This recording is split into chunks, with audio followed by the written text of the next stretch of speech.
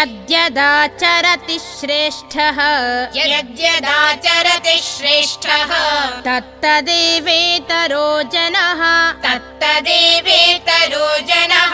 स यत्प्रमाणं कुरुते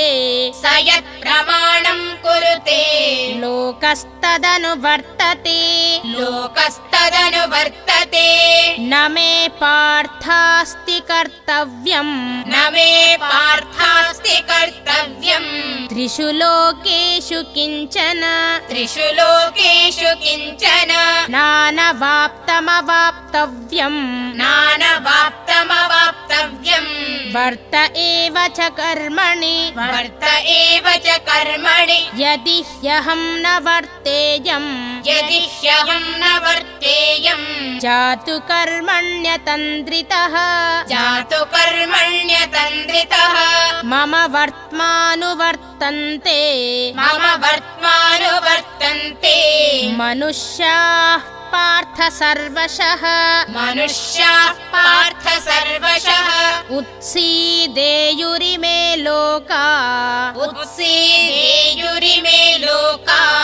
न कुर्यां कर्म चेदहम्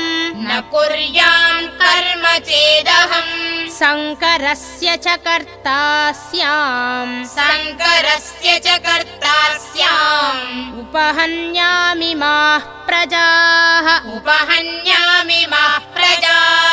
सक्ताः कर्मण्य विद्वांसो यथा कुर्वन्ति भारत कुर्याद्विद्वांस्तथा सक्तः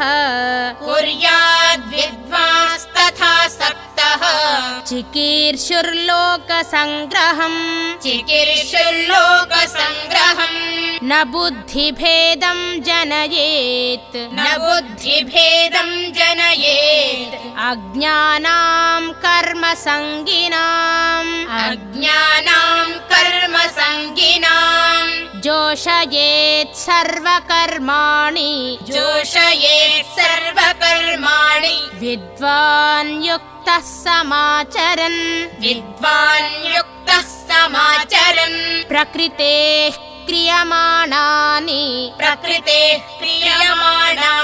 गुणैः कर्माणि सर्वशः अहंकार विमूढात्मा कर्ताहमिति मन्यते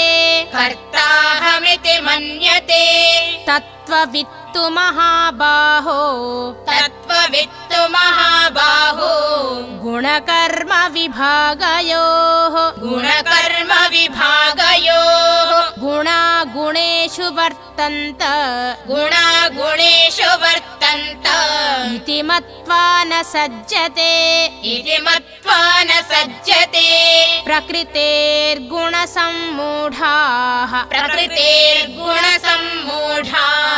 सज्जन्ते गुणकर्मसु तान कृत्स्नविदो मंदान् कृत्स्नभिन्न विचालयेत् मयि सर्वाणि कर्माणि सन्न्यस्याध्यात्मचेतसा निराशीर्निर्ममो भूत्वा युध्यस्व विगतज्वरः ये मे मतमिदं नित्यम् अनुतिष्ठन्ति मानवाः श्रद्धावन्तो न सूयन्तो मुच्यन्ते तेऽपि कर्मभिः ये त्वेत् तदभ्यसूयन्तो नानुतिष्ठन्ति मे मतम् सर्वज्ञानविमूढांस्तान् विद्धि नष्टान चेतसः सदृशं चेष्टते स्वस्याः प्रकृतेर्ज्ञानवानपि प्रकृतिं यान्ति भूतानि निग्रहः किं करिष्यति इन्द्रियस्येन्द्रियस्यार्थे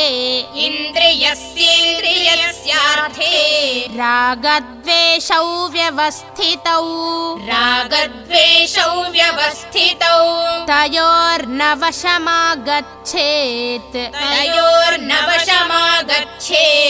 तौ ह्यस्य परिपन्थिनौ श्रेयान् स्वधर्मो विगुणः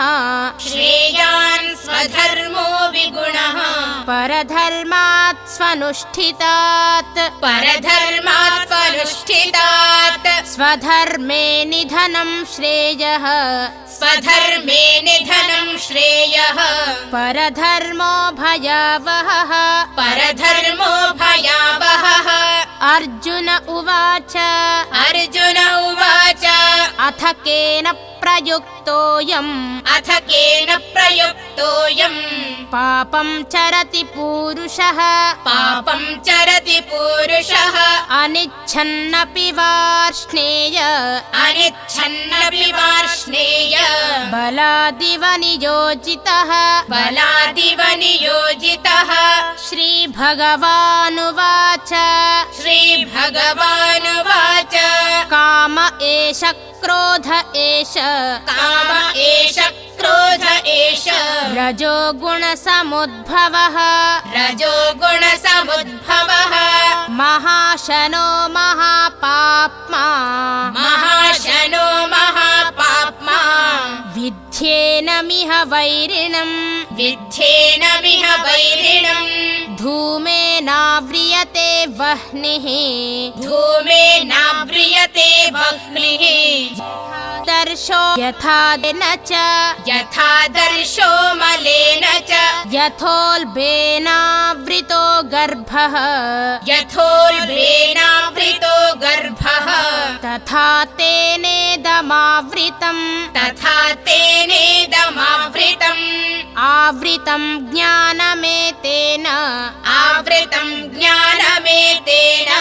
ज्ञानिनो नित्यवैरिणा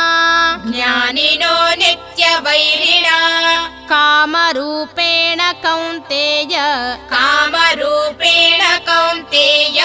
दुष्पूरेणानलेन च इन्द्रियाणि मनोबुद्धिः अस्याधिष्ठानमुच्यते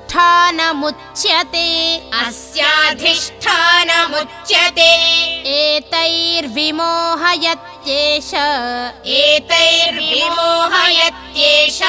ज्ञानमावृत्य देहिनम् तस्मात् त्वमिन्द्रियाण्यादौ नियम्य भरतर्षभ पाप्मानं प्रजहिह्येनं ज्ञानविज्ञाननाशनम् इन्द्रियाणि पराण्याहुः इन्द्रियेभ्यः परं मनः मनसस्तु परा बुद्धिः यो बुद्धेः परतस्तु सः एवं बुद्धेः परं बुद्ध्वा संस्तभ्यात्मानमात्मना जहि शत्रुं महाबाहो कामरूपं दुरासदम् ॐ तत्सदिति श्रीमद्भगवद्गीतासु उपनिषत्सु ब्रह्मविद्यायां योगशास्त्रे श्रीकृष्णार्जुन संवादे कर्मयोगो